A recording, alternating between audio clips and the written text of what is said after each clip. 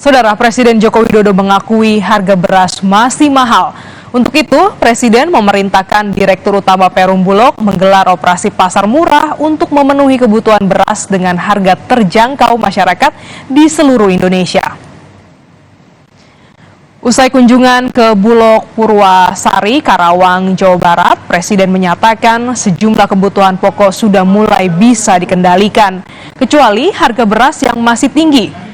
Untuk itu, Presiden memerintahkan Bulog harus memenuhi permintaan pasar sentra beras berapapun jumlahnya. Dalam kunjungan, Presiden juga menggelar pembagian beras Bulog bantuan kepresidenan. Kita cek semuanya baik. Hanya satu beras yang belum turun, tapi saya sudah sampaikan tadi pada telur yang biasanya 31, di atas 30 tadi 26 turun. Dan saya sudah perintah kepada Bulog untuk mengoperasi pasar tidak hanya di retail, tidak hanya di grosir, Cipinang semuanya minta berapapun beri.